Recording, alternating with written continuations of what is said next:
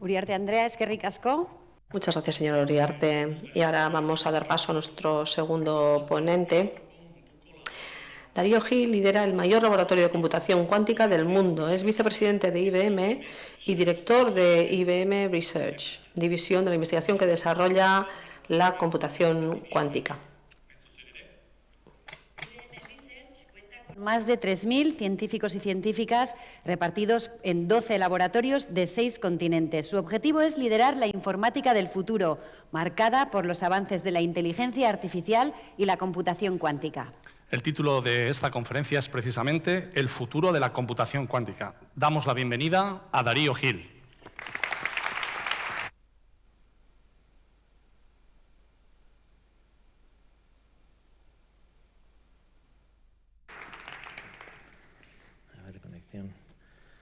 Arratsalde on, good afternoon y buenas tardes a todos.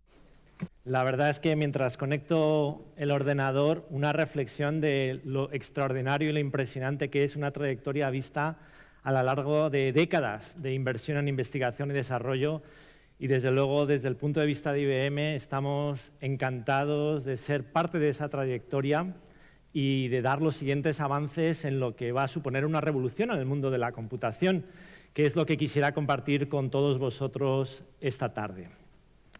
Yo soy el director de IBM Research, una institución dentro de IBM que tiene, bueno, IBM en sí tiene más de 110 años dedicados al mundo de la información y de la computación, y la división de investigación ya se acerca a casi 80 años dedicados en el sector privado a trabajar por avanzar las fronteras de los semiconductores, de la inteligencia artificial y de la computación cuántica. Y esta apuesta que estamos haciendo conjuntamente aquí en Euskadi pues va a suponer esta nueva frontera. Lo primero, empezar por compartir... ¿dónde está el...? Okay. Por compartir dónde trabajo, que siempre me gusta empezar. Esta es la sede de investigación de IBM Research, está a unos 45 minutos al norte de Manhattan, de la ciudad de Nueva York. Y es la sede, es un edificio precioso que lo diseñó Eero Saarinen y se abrió en 1961. Eero Saarinen también fue el arquitecto que diseñó Bell Labs, también en este contexto del mundo de la investigación. Y como se comentaba en la introducción, forma parte de una red global de la que enseño solo algunos de los edificios. Tenemos un laboratorio dedicado al mundo de la inteligencia artificial que trabajamos junto con MIT, nuestro laboratorio de Almaden en California, también aquí en Europa, en contexto en Zúrich, que es, pues, bueno, se hicieron avances muy fundamentales en el mundo de la nanotecnología, y en Albany, que es donde avanzamos muchas de las áreas relacionadas a los semiconductores. Esta comunidad científica y tecnológica y nuestros socios y colaboradores tenemos una dedicación a imaginarnos el futuro de la información. Y para entender lo que está sucediendo en la computación cuántica, es importante remontarnos al origen de la información, al origen de lo digital. Este origen de lo digital fue algo que yo creo que definió con bastante precisión Leibniz, que Leibniz, aparte de ser un filósofo importantísimo del Renacimiento, fue coinventor del cálculo junto con Newton, que lo desarrollaron de manera independiente. Y él tenía una intuición de que en lo binario, en la representación compleja del mundo y poder reflejar esa gran expresividad que tenemos en el mundo en una secuencia binaria de información ligada a un proceso como figura del Renacimiento de la lógica al raciocinio, podría ser el camino para la ilustración a nivel global. Pues bien, esta intuición quedó reflejada de una manera matemática a través de Claude Shannon en los años 40. Y Claude Shannon fue un matemático importantísimo que fue el que definió con una base teórica la naturaleza de la información. Él dijo que la información es la resolución de la incertidumbre e introdujo en el vocabulario popular la idea del bit, del binary digit, el dígito binario.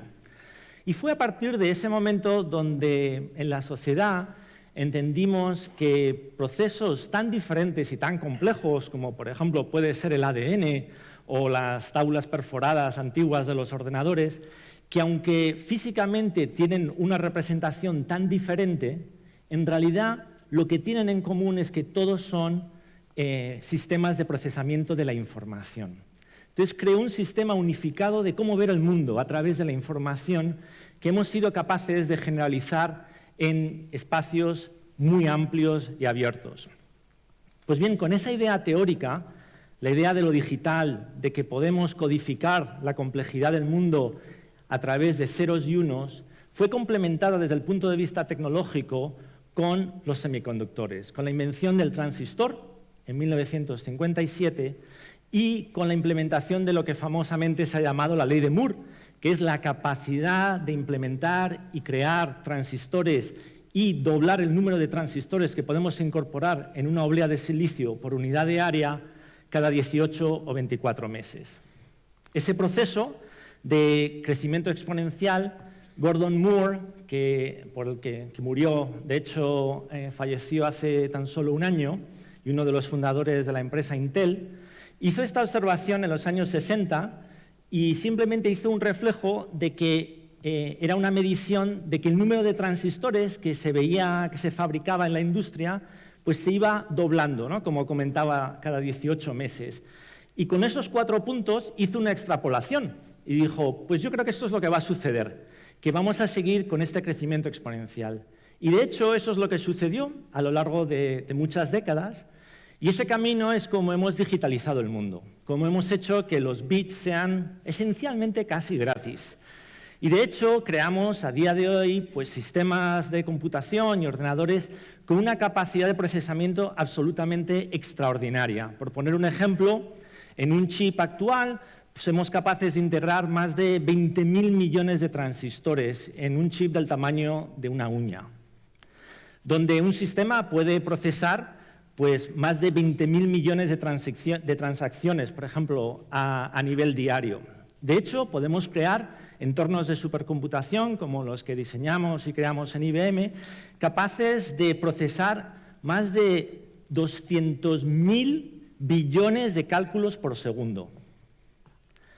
Y esto simplemente lo pongo como reflejo de la capacidad de los seres humanos y de las políticas científicas y tecnológicas y la colaboración de cientos de miles de científicos e ingenieros en todo el mundo por acumular tecnología a lo largo de décadas y que nos llevan a este momento actual. De hecho, el mundo de los semiconductores y de los avances de la integración por información va a seguir avanzando. Y anunciamos el año pasado, que fue reconocido como uno de los mejores inventos del año, una nueva generación de transistores que nos va a permitir seguir extendiendo la ley de Moore durante toda esta década y más allá. Pues bien, si miramos esta situación, que ha sido un breve resumen de los últimos 70 años en el mundo de tecnologías de la información, llegamos a un momento donde podemos también reflexionar cuál es la naturaleza de la información y si tenemos posibilidades que van más allá del mundo de los bits, de los ceros y unos. Si bien la intersección de las matemáticas y la información fue lo que nos permitió crear el mundo de los bits, es la intersección de la física y estas mismas ideas de la información lo que nos permite crear un nuevo concepto que se llama el mundo de los qubits, el mundo cuántico. En este caso, para empezar con un proceso de intuición que quiero compartir con todos vosotros, no estamos tan solo limitados con tener ceros y unos. La representación que veis gráfica en la izquierda es la representación de lo digital, donde si imaginamos una esfera, podemos tener la posición de un 0, que sería el polo norte, la posición del 1, que sería el polo sur, pero en el mundo de los qubits podemos tener superposiciones de estados. Podemos imaginarnos en esta esfera que podríamos colocar esos puntos rojos en cualquier punto de la esfera, por ejemplo en el ecuador, donde podríamos tener una combinación lineal de ceros y unos. Lo primero que explotamos con esta capacidad del mundo de lo cuántico es la creación de superposiciones que vamos a aumentar con otro principio muy importante, que es el principio del entrelazamiento del que vamos a hablar en unos minutos. Una consecuencia de esta revolución de cómo representamos la información es que no debemos entender la computación cuántica como una extensión de la computación clásica. No es simplemente una extensión de la ley de Moore, sino que es la primera vez que en la categoría de la computación estamos viendo una ramificación de cómo vamos a definir estas tecnologías. Y el futuro va a ser la combinación de la computación clásica, la que todos conocemos y utilizamos, junto a la computación cuántica, que va a ofrecer una serie de capacidades que no nos son disponibles en el mundo clásico. ¿Y cuáles son esas posibilidades? Pues bien, tan avanzados que son los ordenadores clásicos, la realidad es que desde el punto de vista de complejidad solo nos permiten resolver problemas sencillos. No quiere decir sencillos para nosotros, pero sí sencillos en que el número de variables presentes en los cálculos que utilizamos para los ordenadores clásicos no crece de manera exponencial. Y uno podría preguntarse, ¿y qué? ¿Tenemos problemas en el mundo que tienen la característica de que el número de variables es exponencial? Y la respuesta es sí, hay muchos problemas que son muy importantes en el mundo, incluyendo la simulación de la naturaleza, por ejemplo, los procesos físicos y químicos, problemas de optimización y problemas matemáticos que son muy importantes como la factorización, donde el número de variables que tenemos que calcular utilizando ordenadores clásicos es exponencial y, por tanto, no viable. Y lo mejor que podemos hacer es aproximar la solución. Y la computación cuántica es la única tecnología que conocemos que altera las posibilidades de que es posible calcular de una manera exacta en contraste con hacer aproximaciones. Y voy a poner un ejemplo. Un primer ejemplo es el problema de factorizar. Y el problema de factorizar es muy importante porque es la base por la que hacemos la encripción en nuestros entornos digitales. Si queremos asegurarnos de que la información de nuestros bancos pues es fiable y nadie puede interceptar la transmisión de esa información o de nuestra información médica, por ejemplo, lo que podemos hacer es establecer un programa de cifrado donde tenemos dos claves privadas, que es el número P y el número Q, son dos números privados, y su producto es la clave pública en la que todo el mundo tiene acceso. Pues bien, este problema que tiene tanta importancia en el mundo, en una dirección, multiplicar dos números, es muy eficiente hacerlo con un ordenador clásico. Y sin embargo, un ordenador cuántico es muy lento comparado con el ordenador clásico. Así que en este contexto, un ordenador clásico es capaz de multiplicar dos números muchísimo más rápido que un ordenador cuántico. Pero si hacemos la otra dirección, si te doy el producto, imaginémonos en este caso que los dos números es 3 y 5. 3 por 5 es 15. Ese producto, esa multiplicación es muy eficiente desde el punto de vista clásico. Pero si te doy el producto, que en este caso sencillito sería 15, y te digo qué dos números primos proporcionan o crean ese producto, resulta que si el número es muy grande, es exponencialmente difícil para poder ser calculado con un ordenador clásico. Y el principio de encripción es explotar esta asimetría, lo fácil que es calcular el producto y lo difícil que es factorizar el número. Pues bien, en este caso, un ordenador cuántico puede resolver ese problema exponencialmente más rápido que un ordenador clásico. Así que la respuesta de si un ordenador cuántico es mejor o más rápido que un ordenador clásico, la respuesta es depende del problema. Y si seleccionamos los problemas adecuados, podemos conseguir ventajas exponenciales. Ese poder exponencial viene de una propiedad física del mundo de lo cuántico muy especial que se llama el entrelazamiento cuántico. Y esta es una de las ideas quizás más sofisticadas del mundo de la física, que no es fácil de entender, pero vamos a hacer una pequeña exploración y de hecho vamos a hacer un experimento en tiempo real que fue reconocido el año pasado con premio Nobel de Física. Y quizás que nos permita iluminar un poco estas posibilidades. Schrödinger definió el entrelazamiento cuántico como que el mejor conocimiento posible del todo no incluye necesariamente el mejor conocimiento de sus partes. Que simplemente describiendo todas las partes de manera individual no nos permite entender el todo que refleja este tipo de entrelazamiento cuántico. Entonces, voy a lanzar un experimento y voy a contar una breve historia para entender qué es lo que está sucediendo y luego vamos a ver el resultado. No os preocupéis demasiado de qué está sucediendo aquí por un momento, luego lo explicaré. Pero voy a lanzar un programa que va a interaccionar con un ordenador cuántico en Nueva York y nos va a generar un resultado que luego vamos a ver y a explicar. A ver un segundo que avance esto.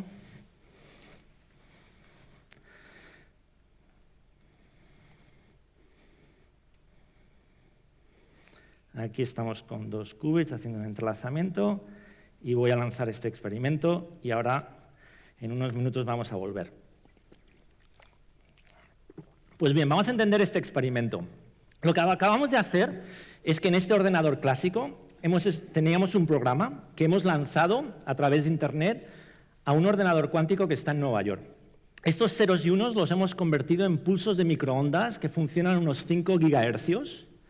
Y esos pulsos de microondas están viajando a través de una serie de cables criogénicos al procesador cuántico, que está operando a 15 milikelvins, que es uno de los sitios más fríos del universo, 100 veces más frío que el espacio exterior. En ese procesador cuántico se están generando el proceso de la información, la superposición, el entrelazamiento cuántico y la interferencia, que son las claves de la computación cuántica. Y ese experimento ahora está corriendo y cuando acaba nos va a dar el resultado. Físicamente, este ordenador cuántico, esto es una serie de imágenes, son además máquinas preciosas, donde aquí veis pues, los cables por los que viajan estos pulsos de microondas. Ese cuadradito abajo, que es como un espejo, es el procesador cuántico, donde están los qubits. Y ahí es cuando vamos a amplificar la señal y extraerla para ver el resultado. Entonces, ¿cuál es el experimento? ¿De dónde nace esta idea del entrelazamiento cuántico y su poder? Para ello vamos a generar una idea, que es la siguiente. Imaginémonos que tenemos 2 partículas. Pueden ser 2 fotones, 2 partículas de luz o 2 electrones. En nuestro caso van a ser 2 qubits, pero sigamos con la idea de que tenemos 2 partículas que en su proximidad establecemos esta propiedad que estamos intentando describir, su entrelazamiento. Y separamos estas partículas. Puede ser a una distancia totalmente arbitraria, a los 2 extremos del universo. Pues bien, una vez que separamos estas partículas, si observáramos solo una de manera independiente, veríamos que se comporta de manera aleatoria. Por poner una imagen o una metáfora paralela, podríamos decir que si tuviéramos una moneda, la moneda tiene 2 estados, cara o cruz, pero cuando estamos rotando la moneda encima de una mesa está en un estado aleatorio, ¿no? Dependiendo al final cómo acabará en cara o cruz. Bien, cuando tenemos 2 partículas que no las consideramos de manera independiente, sino que están entrelazadas y las consideramos como un sistema completo, la relación entre ellas no es independiente. ¿Qué quiere decir? Que cuando medimos, por ejemplo, el estado de una de las partículas, su posición o en el caso si fueran monedas, si es cara o es cruz, sabríamos de manera inmediata que la otra partícula es cara o es cruz. Esto es una cosa muy sorprendente, porque en este caso, imaginémonos que tuviéramos 2 monedas que estuvieran entrelazadas, y en este caso, cuando hiciéramos una medición simultánea de las monedas, cuando uno es cara, la otra siempre es cara, o cuando una es cruz, la otra siempre es cruz. Y esto viola un principio muy básico de intuición que tenemos los seres humanos de la causalidad. Pues bien, esta idea, que es tan poco intuitiva, a Einstein y a sus colaboradores en los años 30 le pareció algo que estaba incompleto. Básicamente dijo, esto no puede ser. Aquí hay algo que falla desde el punto de vista de que creemos que hay información presente en el sistema que la teoría cuántica no está incorporando. Y debe haber algunas variables presentes que la teoría cuántica no expone que nos permitiría explicar esta correlación tan perfecta que encontramos a partículas a distancia, pero no puede ser que violemos el principio de la causalidad.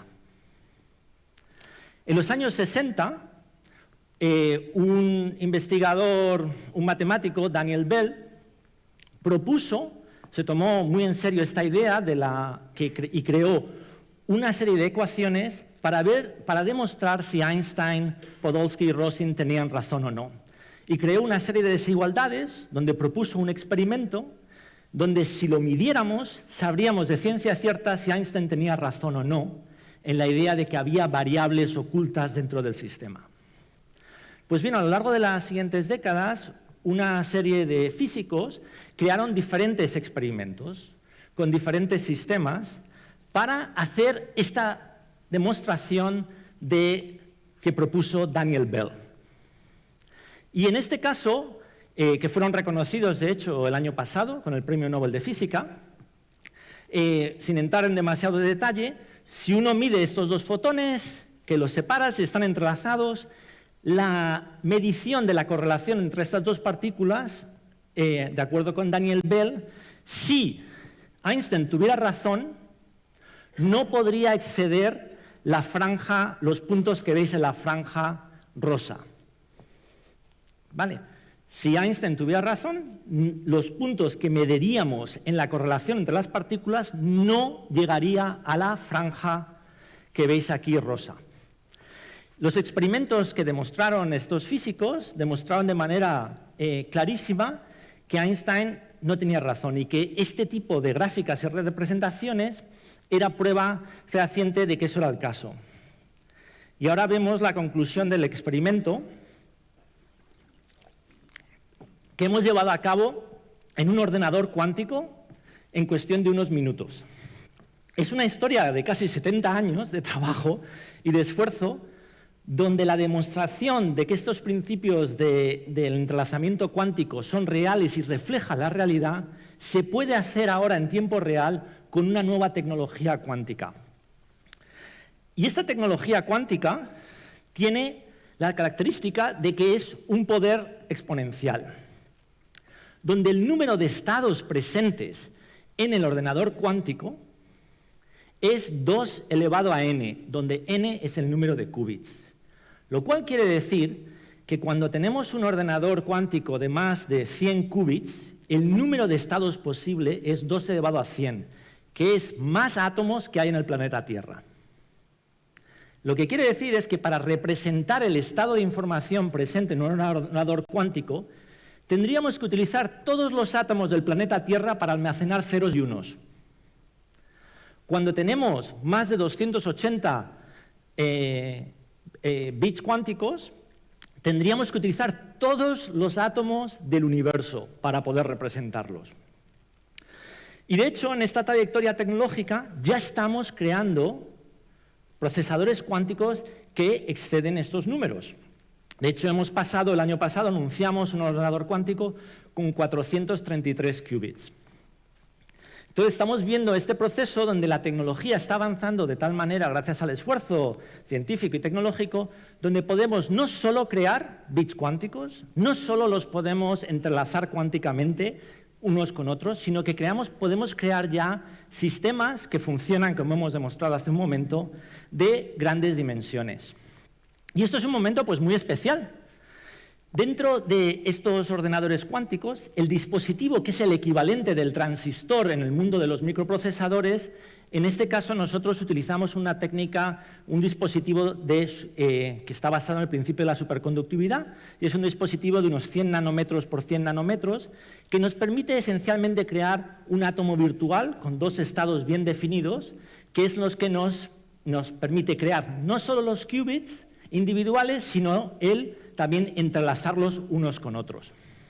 Entonces, el futuro de la informática y de la computación va a ser la combinación del mundo de la computación clásica, el mundo de los transistores y los semiconductores, con el mundo de la computación cuántica.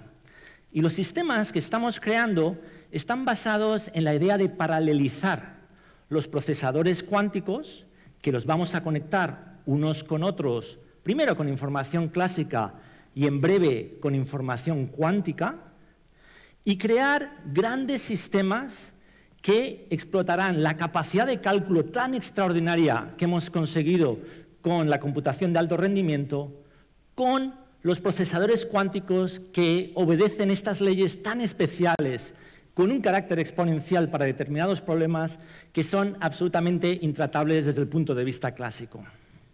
Y esta es la siguiente generación de ordenadores cuánticos, que llamamos el IBM Quantum System 2, que estamos ahora construyendo en Estados Unidos y que tendremos el primer sistema operacional este noviembre, en tan solo unos meses.